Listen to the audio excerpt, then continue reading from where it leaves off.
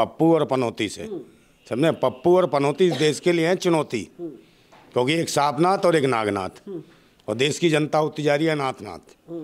और ज़रूरत है कि एक अच्छे और क्रांतिकारी लोग उठ के आए, समझे, राष्ट्रभक्त आए, सच्चे भक्त आए, ये नहीं है अंधभक्त। ये कोई चुनौती, कोई पनौती, कोई पप्पू, कोई कुछ। नरेंद्र मोदी अखबार, टीवी, मेन स्ट्रीम मीडिया सबने रंग दिया कि वर्ल्ड कप मोदी जी लाएंगे, वर्ल्ड कप मोदी जी लाएंगे। यार मैं सोचा, मैंने कहा यार कैप्टन तो कोई और है, ये मोदी जी कहाँ से ले आएंगे वर्ल्ड कप।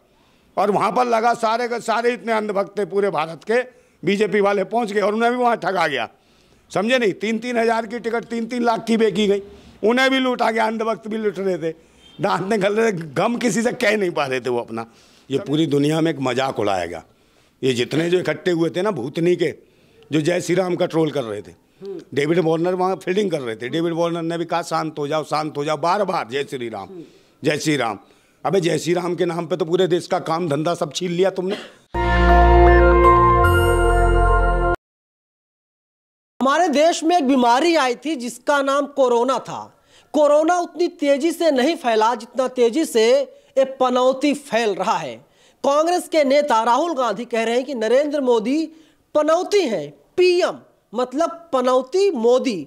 मेरे साथ नंदा भाई राजपूत हैं, क्या कहेंगे? नरेंद्र मोदी पनौती, राहुल गांधी पप्पू, ये चल क्या रहा है राजनीति में? ये कुछ नहीं चल रहा, भारतवासियों का चप्पू चलाया जा रहा है पप्पू और पनौती से, समझे। पप्पू और पनौती इस देश के लिए हैं चुनौती, क्योंकि एक सांपनाथ और एक नागनाथ, और देश की जनता होती जा रही है नाथ। और ज़रूरत है कि एक अच्छे और क्रांतिकारी लोग उठ के आए, समझे, राष्ट्रभक्त आए, सच्चे भक्त आए, ये नहीं है अंधभक्त। ये कोई चुनौती, कोई पनौती, कोई पप्पू, कोई कुछ, सब इससे देश चलने वाला नहीं है। ये जो शब्दों के माध्यम से जो देश की जनता को मूर्ख बनाया जा रहा है, इससे कुछ नहीं होने वाला। देश को ज़रूरत है शिक्षा की, स्वास्थ्य की, रोजगार की, सुरक्षा की और आदमी के जीवन की गारंटी की। दूसरे नंबर ये जो महंगाई की जो चुनौती है, इस चुनौती से कौन लड़ेगा? ना तो पनौती लड़ता, ना पप्पू लड़ता, सिर्फ चप्पू चलाते हैं कि अपना धन बनने की नाव कैसे नैया पार हो, समझे ना, बेड़ा पार हो और सब देश की जनता का अंतिम संस्कार हो। ये काम कर रहे हैं लोग, और कुछ भी नहीं दे रहे भाई। नवीन भाई कुछ नहीं दे रहे। अरे नरेंद्र मोदी है, सब कुछ संभाल रखे हैं, उन्हें बदनाम बेवजह किया जा रहा है। कौन बदनाम कर रहा है? कोई तो बदनाम नहीं कर रहा। एक बात बताओ, बदनाम होते तो नाम नहीं हो रहा, और बदनाम हुए तो पनौती कितनी जल्दी फिर फैल रहा है। आपने कहा ना, नहीं कोरोना से भी तेज, कितना खतरनाक है। तो ये जो पनौती है, ये वाकई सचमुच में पनौती है, देश के लिए भी है। देश के लिए पनौती हो गई, वर्ल्ड कप के लिए पनौती हो गई, और तो और देशवासियों के लिए आदमी व्यक्ति चुनौती हो गया। कहीं ऐसी जगह नहीं है जहाँ इसका चेहरा ना दिखता हो। अब तो स्थितियाँ ये हैं, टॉयलेट बाथरूम तक इसका चेहरा पहुँच गया है। शौचालय क्या बना है? पनौती का। पनौती का मतलब जानना चाहते हैं, पनौती का मतलब वास्तव में क्या होता है? पनौती किससे कहते हैं? पीएम का मतलब पनौती मंत्री, पीएम का मतलब प्रवचन मंत्री, पनौती का मतलब पायदान मंत्री। ये पायदान मंत्री कारपेट जगत का, ये पायदान मंत्री आरएसएस का, और ये प्रवचन मंत्री वो जो खामा खा के बोल वचन करता हो, मन की बात करता हो, ये प्रवचन मंत्री, ठीक है। और ये पनौती मंत्री। पनौती मंत्री का जहाँ पहुँच जाए वहीं वो चीज़ सफल ना हो, है वहीं परेशानियां खड़ी हो जाएं। जैसे चंद्रयान 2 जब भेजा गया यहाँ से, तो पनौती मंत्री यहीं थे, पीएम, समझे नहीं। उस पर नींबू बांधा गया, नारियल खोला गया, उसको उड़ाया गया, बहुत सारे अंडे पंडे दुनिया भर के मंत्र हवन समन पिलवाए, और तब उसको लैंड कराया गया। उसका पता ही नहीं चला कहाँ वो गायब हो गया, चंद्रयान 2। और फिर उसके बाद पनौती मंत्री यहाँ थे नहीं, विदेश यात्रा पे थे। फिर चंद्रयान 3 भेजा गया, ना नींबू लगाया, ना नारियल फोड़ा, और सिर्फ ऐसे ही भेज दिया वैज्ञानिकों ने अपने दिमाग से। वो सीधा चंद्रयान 3 जो है ना, चंद्रमा पर आराम से लैंड हो गया। तो इसे कहते हैं पनौती मंत्री। पनौती मंत्री अगर भारत में रहे होते चंद्रयान 3 पे, तो मुझे लगता है वो भी कहीं ना कहीं भटक गया होता, जैसे टीम इंडिया भटक गई। ये हालत हो रही है देश के अंदर। और स्थिति क्या है, देखो आप, अभी जो गुजरात में जो मैच कराया गया अहमदाबाद को, ऐसा लगा जैसे पूरे भारत की राजधानी अहमदाबाद बना दी हो। और पूरे देश के जितने भी अंधभक्त थे, सबको कहा गया वो भूतनी वालों पहुंचो। कहले कहाँ पहुंचे? कहले अहमदाबाद स्टेडियम में पहुंचो, नरेंद्र मोदी स्टेडियम में। फाइनल से लगा नरेंद्र मोदी नरेंद्र मोदी नरेंद्र मोदी, अखबार, टीवी, मेन स्ट्रीम मीडिया सबने रंग दिया कि वर्ल्ड कप मोदी जी लाएंगे, वर्ल्ड कप मोदी जी लाएंगे। यार मैं सोचा, मैंने कहा यार कैप्टन तो कोई और है, ये मोदी जी कहाँ से ले आएंगे वर्ल्ड कप। और वहाँ पर लगा सारे के सारे इतने अंधभक्त थे पूरे भारत के, बीजेपी वाले पहुँच गए और उन्हें भी वहाँ ठगा गया, समझे नहीं। 3-3 हज़ार की टिकट 3-3 लाख की बेची गई, उन्हें भी लूटा गया, अंधभक्त भी लूट रहे थे, दांत निकल रहे थे, गम किसी से कह नहीं पा रहे थे वो अपना, समझे नहीं। वहाँ जाकर जब मैच शुरू हुआ तो उससे बड़ी पहली नज़र किसकी थी, ये देश का एक क्रांतिकारी था, स्वतंत्रता सेनानी, कौन, सरदार वल्लभ भाई पटेल। इतनी लंबी मूर्ति को उन्हें अपना ग्राउंड दिख रहा था, कह रहा थे वही ग्राउंड है जो मेरे नाम से था, एक गुजराती के नाम से, सरदार वल्लभ भाई पटेल के नाम से जो ग्राउंड था अहमदाबाद का, वहाँ के ये गुजराती लफंगे ने उसका नाम छीन लिया और उसको कर दिया नरेंद्र मोदी स्टेडियम। तो एक बात बताइए, वो जो सरदार वल्लभ भाई पटेल वहाँ से रो रहे थे, आंसू भर भर के गालियाँ दे रहे थे, कोस रहे थे इन्हें, कह रहे थे ये भूतनी का कहीं छोड़ेगा नहीं छोड़ेगा, हमको नहीं छोड़ा, आडवाणी जी को नहीं छोड़ा, किसको उसको छोड़ेगा ये। जहाँ पर ये जाता पनौती हो जाती है, जिस संसद के पाँव छूता वो संसद खत्म, समझे नहीं। इसकी स्थितियाँ ऐसी, जिस सेना में गया सेना की वर्दी पहनी, उसमें वो बना दिए अग्निवीर, समझे। 15 साल की नौकरी 3 साल की और 4 साल की नौकरी पे ले आया। तो ये पनौती नहीं है तो क्या है, ये देश के लिए भी चुनौती बनता जा रहा है हर जगह। अब जब मैच खेल लेते इंडिया वालों, जैसे ये पहुंचा, समझे नहीं, तो ये इन्हें देखा कि बुरी स्थिति है। अब टीम इंडिया वालों ने कहा कि सारे जो कल यार ये क्या हुआ, ये तो यहाँ पनौती आ गया, चल इसकी कमी थी, पहले तो स्टेडियम का नाम पनौती, फिर पनौती स्वयं जो आके विराजमान हो गया। तो ऐसे लगा आप कैसे खेलें, गेंद बगल से जा रही थी, जान दे, किसी ने नहीं छेड़ी। लेकिन नरेंद्र मोदी तो हौसला बढ़ाने गए थे, हौसला अफजाई करने के लिए गए हुए थे। क्यों, हौसला उनका खुद टूटा हुआ था। सबसे बड़ी परेशानी तो बंदा ये सोच रहा था इंडिया की मेरे आने से हालत क्या हो गई है। अब वो जो 1-1.5 घंटे का जो भाषण लिख के लाए थे जेब में, वो सोच रहे थे बोलूंगा कहाँ। सबसे बड़ी दुख की बात थी, 1 घंटे का भाषण जो बोलना था उन्हें। अगर टीम इंडिया जीतती तो 1-1.5 घंटा देश को झेलना पड़ता। तो टीम इंडिया के खिलाड़ियों ने भी कहा यार इसको भी 1.5 घंटा झेलना पड़ेगा।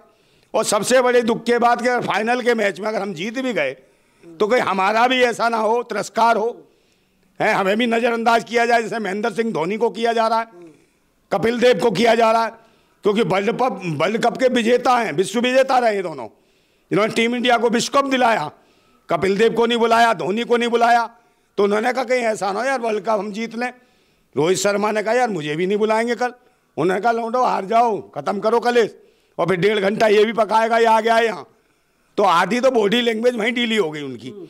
तो जब जो उनके जिनको देख के उन्होंने क्रिकेट सीखा, महेंद्र सिंह धोनी हुए, कपिल देव हुए, उन्हीं लड़कों ने जो मैच खेल रहे थे, जब उनके स्टारों को नहीं बुलाया गया तो दुर्दशा थी। और नरेंद्र मोदी ने खुद कहा, जैसा ने सोचा कि भाई इन्हें क्यों बुलाएं, क्योंकि मोदी ने कहा हमारे अलावा कोई नहीं दिखना चाहिए, हम किसी मंत्री को भी नहीं देखना चाहते हैं।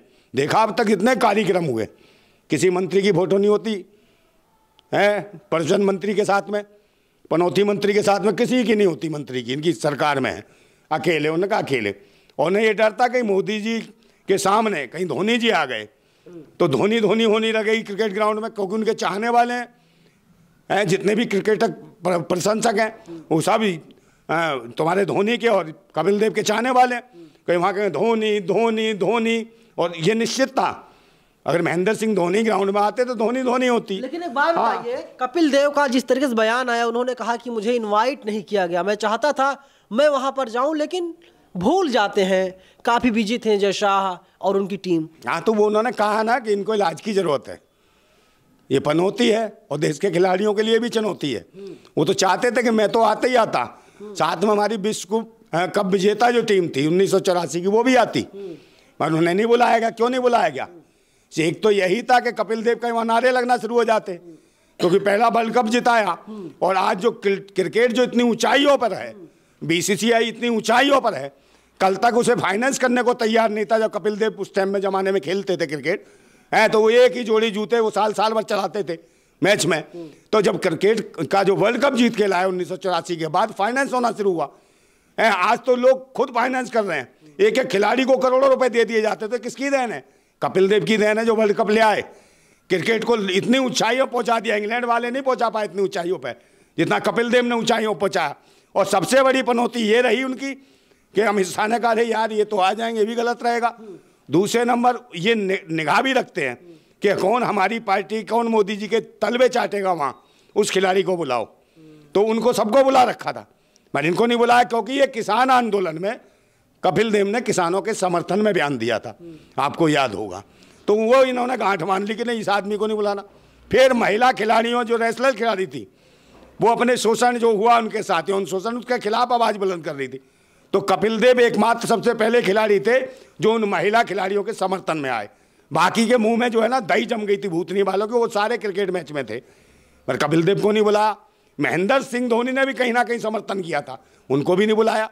तो ये वो स्टार खिलाड़ियों को जब बुलाया नहीं जा रहा, जो क्रिकेट के एक तरीके से महापुरुष कहे जा सकते हैं, दोनों बड़े बड़े महापुरुष कहे जा सकते हैं, जब उनको इज्जत नहीं, सम्मान नहीं, तो क्रिकेट खिलाड़ियों पर कितना प्रभाव पड़ा होगा। लेकिन आप नरेंद्र मोदी को कुछ भी कह दीजिए, प्रचार मंत्री कहिए, पनौती कहिए, कुछ भी कहिए, वो आपका खुद का ओपिनियन है। लेकिन नरेंद्र मोदी पनौती वास्तव में कांग्रेस पार्टी के लिए, कांग्रेस पार्टी को खत्म ही कर दिया मोदी ने। देखिए गुजरात में कांग्रेस के क्या हालात हैं, उत्तर प्रदेश में क्या हालात हैं, इसके अलावा आप देख लीजिए मध्य प्रदेश में कांग्रेस क्या हालात हैं। बिल्कुल सही बात है, अभी भी तो हालात हुए थे खराब।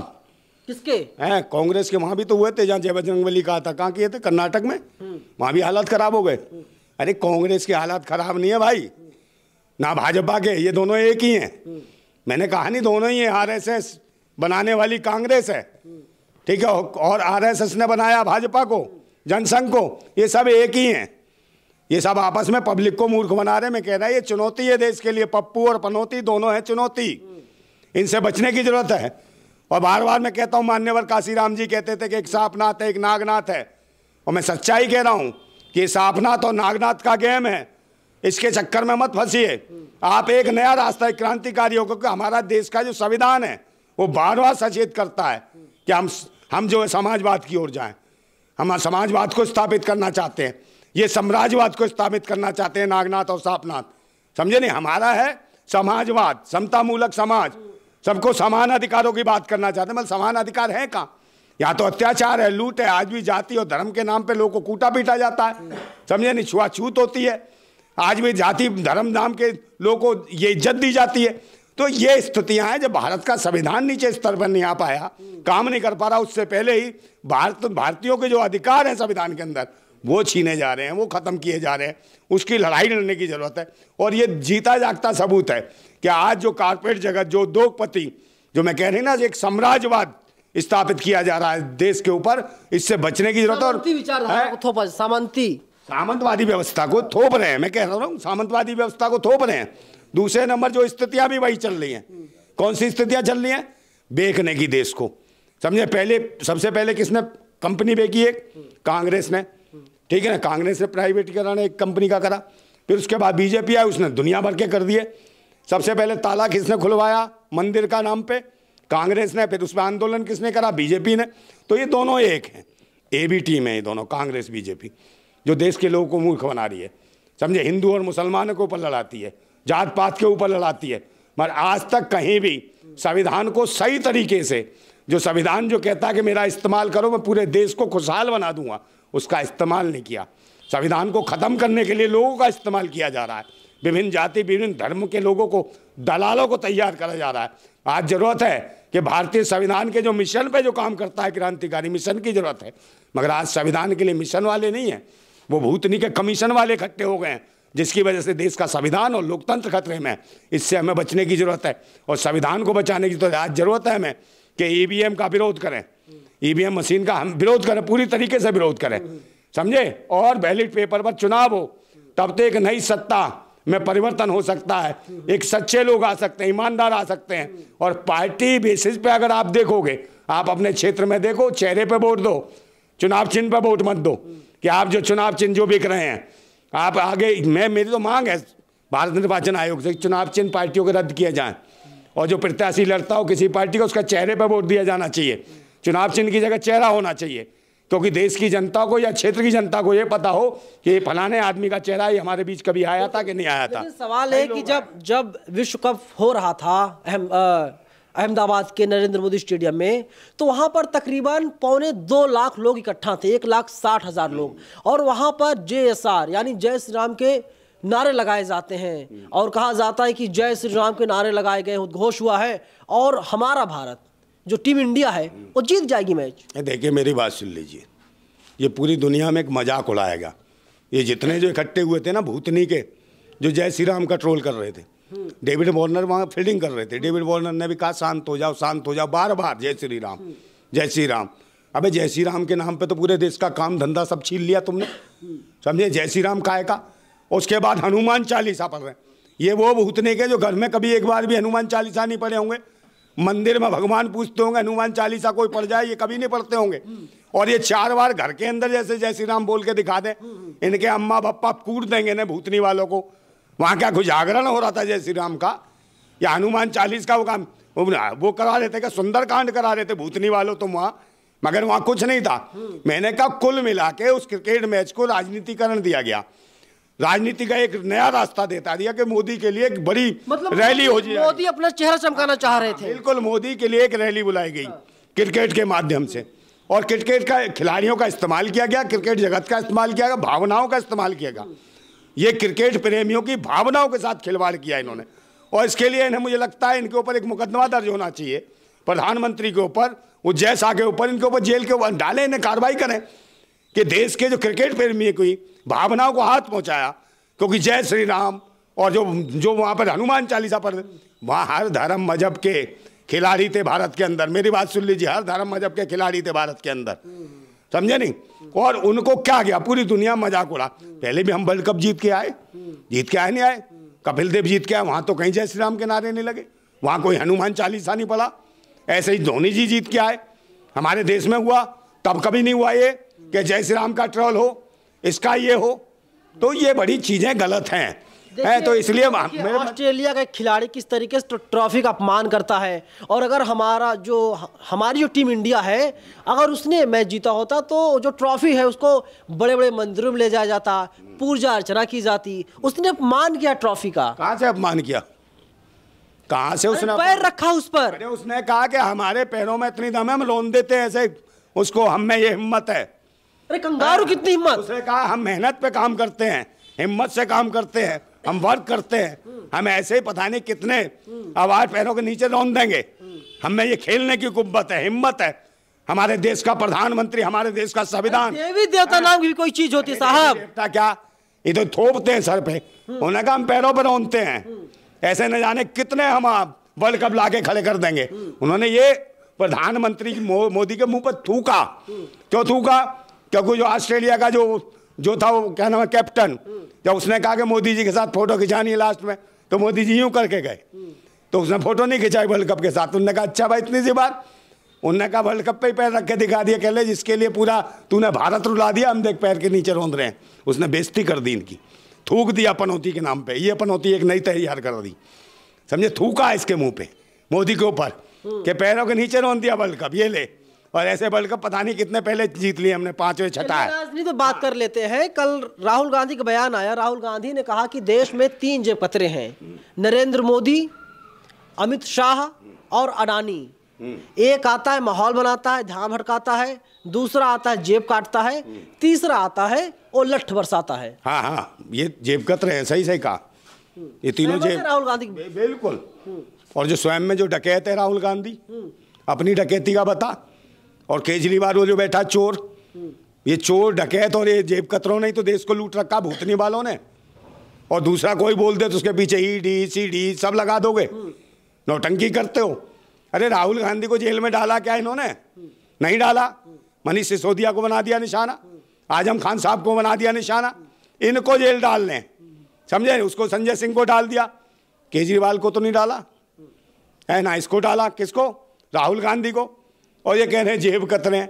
तो भाई तुम बहुत बड़े, तुम सीबीआई और ईडी सीडी से भी खतरनाक निगाह है तुम्हारी, समझे नहीं। ये माहौल जो खराब कर रहे हैं आपस में, इनके शब्दों का बाण है। मैं नीचे जमीन पे देखो, इन्होंने किसानों के लिए क्या करा? कुछ नहीं करा। मजदूरों के लिए क्या करा? कुछ नहीं करा। आदिवासियों के लिए क्या करा? कुछ नहीं। दलितों के लिए, शोषितों के लिए, वंचितों के लिए, किसी के लिए कुछ नहीं करा। आज भी देश त्राहिमाम है, रो रहा अपनी मूलभूत जन सुविधाओं के लिए कि रोजगार कैसे मिले, शिक्षा के केंद्र कैसे बढ़े। शिक्षा केंद्र 70,000 से ज़्यादा स्कूल बंद कर दिए इस सरकार ने, मगर इसके नाम पर किसी ने विरोध नहीं करा। ना कांग्रेस चिल्लाई, ना कोई और पार्टी चिल्लाई। जरूरत ही क्या है? जरूरत क्या? अनपढ़ बनाएंगे, शिक्षित बनाएंगे, जरूरी है ना, है? तभी तो 50 रुपए का पेट्रोल बाइक में डलवाया जाएगा, तभी नारे लगाए जाएंगे, तभी तो भगवा जो है उसका परचम पूरी दुनिया में लहराएगा, तभी धर्म बचेगा। भगवा कौन सा भगवा? भगवा के नाम पे भड़वागिरी हो रही है देश के अंदर। सबके रोजगार, शिक्षा, स्वास्थ्य सेवाएं सब छीन ली इन भड़वों ने। ये देश तिरंगे से चलता, भगवे अगवे से नहीं चलता। और समझे, और इसके लिए कोई वो नहीं चाहिए, ना रामायण चाहिए, ना कुरान चाहिए, ना गीता चाहिए। ये देश के लिए संविधान चाहिए, शिक्षा चाहिए, विज्ञान चाहिए। उन्नति के लिए देश का युवा तरस रहा है। एक भी बात बता दो, एक भी किसी ने क्या नई तरक्कियां कर दी 9 साल में, क्या 9 काम बता दें भाजपा वाले और कांग्रेस वाले, बता दें कहाँ कहाँ विरोध करा। किसी भी चीज़ पे एक पे विरोध किया हो, कहीं प्यार की दुकान, कहीं नफरत की दुकान, कहीं चोर, कहीं जेब काट, कोई पनौती, कोई पप्पू, कोई टप्पू, इसी में लगा रखा भारत को। हिंदू मुसलमान इसी में लगा रखा है। मगर इन्होंने कभी ये नहीं कहा कि शिक्षा पे काम करें, स्वास्थ्य पे काम करें, रोजगार पे काम करें, सुरक्षा पे काम करें, महंगाई पे काम करें, किसानों को लागत मेहनत का उचित दाम मिले उस पर काम करें। अरे नरेंद्र मोदी सब मुद्दों पर नहीं बोलते, सारे छोटे मुद्दे बौने पड़ जाते हैं मोदी के आगे। 56 इंच का सीना है मोदी का।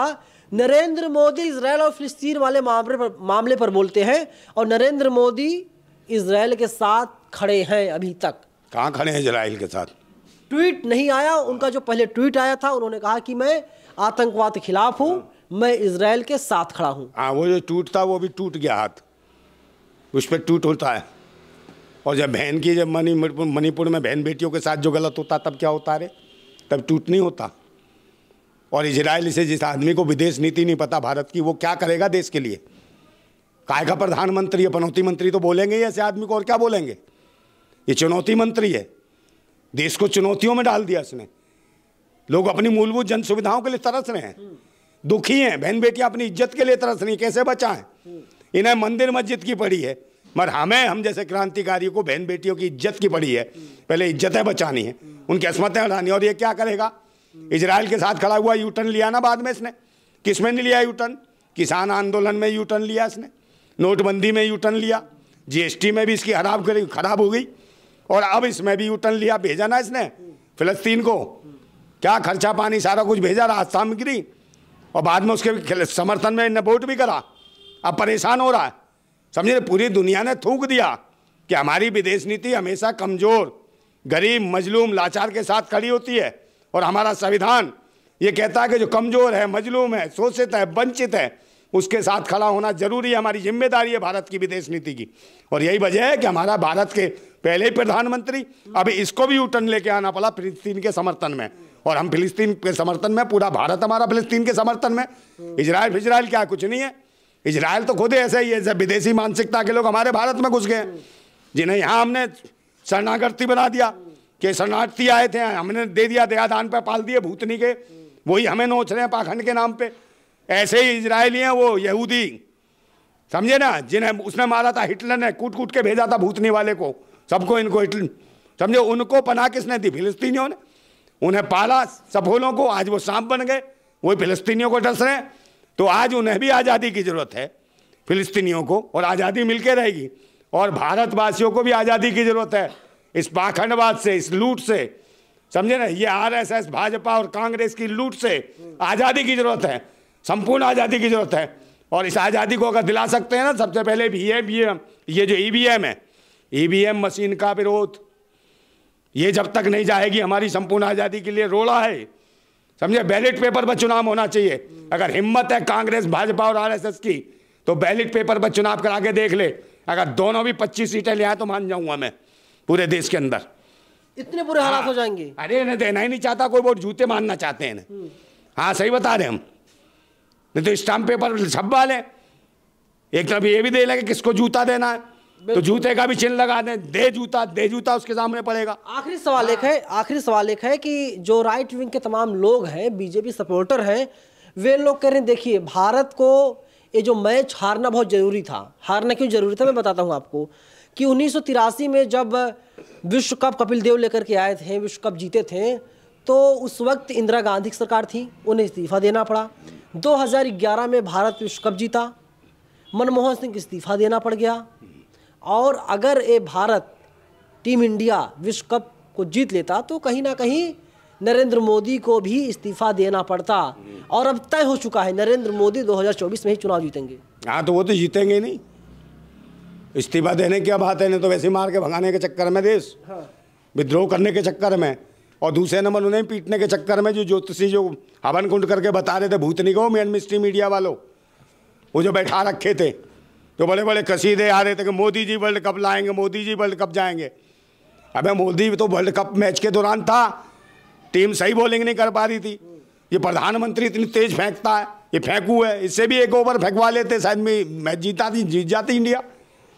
इससे क्यों नहीं एक ओवर फेंकवाया और 6 किल्ले उड़ा देता 1 मिनट में। ये धीरेन्द्र शास्त्री ने पर्चा निकाला था कि टीम इंडिया जीत जाएगी। हाँ तो पर्चा उसको लाओ ढूंढ के, भूतनी वाले को, वो ढोंगी को। ये तुम्हारा बाप कहाँ गया, वो कमलनाथ, वो कमलनाथ और वो शिवराज, तुम्हारे बाप ने निकाला था पर्चा, दो उसको खर्चा, वहीं बैठा है वो, समझे। ये वो हैं जो जिन्होंने कभी जनता के लिए काम नहीं करा, ये ढोंगी, और ढोंगियों के पैर छूने जाते हैं। अगर जनता के लिए कुछ काम किया होता तो इन पाखंडियों के, इन लुटेरों के पैर ना छूते, ढोंगियों के, अर्ची पर्ची, इनको खर्चा दो ढंग से, समझे। ये भिखमंगों को है, ये पंडाल सजा रखे, धर्म के नाम पे नौटंकी कर रखी है, इनकी ठुकाई लगनी चाहिए भूतनी वालों की। पूरा देश बर्बाद कर दिया धर्म मजहब के नाम पे, पूरा देश पीछे कर दिया, पूरी दुनिया में हमारे देश का रुपए की हालत क्या कर दी। अब जूते मारने का दिल करता है कांग्रेस भाजपा को, पूरे देश की जनता पूरी मतलब कि इतना विद्रोह पे मची हुई है कांग्रेस भाजपा के खिलाफ कि हर आदमी ये सोच रहा है कि यार हाथ लग जाए इनको कूटे, मगर क्या करे, शासन और प्रशासन इन्होंने कैप्चर कर रखा। कुछ जातिवादी गुंडे हैं, वही कांग्रेस वही भाजपा, 2.5% लोग हैं, वही 1-1.5% इधर उधर मूर्ख बनाते हैं, समझे। धर्म और मजहब के नाम पे लोगों को लड़ाते हैं। अब इससे नहीं चलने वाला, सिर्फ से पहले ईवीएम हटाओ, देश बचाओ, समझे। ईवीएम का विरोध होना चाहिए और बैलेट पेपर पर चुनाव होगा तो सच्चाई सामने आ जाएगी। लोकतंत्र की बहाली जरूरी है, अगर बैलेट पेपर पर चुनाव होता है तभी लोकतंत्र मजबूत रहेगा और संविधान बचेगा। और जैसा कि मैं बार बार बधाई देना चाहता हूँ लास्ट में कि हमारा ये 26 नवंबर को संविधान दिवस, सभी देशवासियों से मेरा विनती है, प्रार्थना है, हाथ जोड़कर निवेदन भी है कि संविधान दिवस मनाएं 26 नवंबर को, और एक बार कहें कि बाबा साहेब जिंदाबाद थे, जिंदाबाद हैं और जिंदाबाद रहेंगे। बाबा साहब के लिए जिंदाबाद बोलना बहुत ज़रूरी है, क्योंकि संविधान दिवस 26 नवंबर सभी लोग मनाएं। जिंदाबाद था भारत, जिंदाबाद है भारत, जिंदाबाद। 1950 को हमारा संविधान जिसे बाबा साहब ने बनाया था उसे पूरे देश में लागू किया गया था। और नरेंद्र भाई नंदा साफ तौर पे यही कह रहे हैं कि देखिए, अगर ईवीएम को बैन कर दिया जाता है, ईवीएम को हटा दिया जाता है, कांग्रेस और बीजेपी दोनों का खात्मा हो जाएगा और दोनों ही पार्टियां आपस में एक ही हैं। ये लोग जनता गुमराह करके अपनी सरकार बनाती रहती हैं। आपको समझना होगा, आपको जागरूक होना होगा, तभी आपका, आपके समाज का और हमारे देश का भला हो पाएगा। कैमरा पर्सन बॉबी के साथ मैं नवीन कुमार नंदन, नेशनल दस्तक, दिल्ली। नेशनल दस्तक की आपसे गुजारिश है कि अगर इसको बचाना चाहते हैं तो नेशनल दस्तक को सब्सक्राइब करने के लिए रेड कलर के सब्सक्राइब बटन को दबाएं, फिर बेल आइकन की घंटी दबाएं। नेशनल दस्तक को बचाने के लिए बहुत जरूरी है कि हर खबर को शेयर करें, लाइक करें, कमेंट जरूर करें।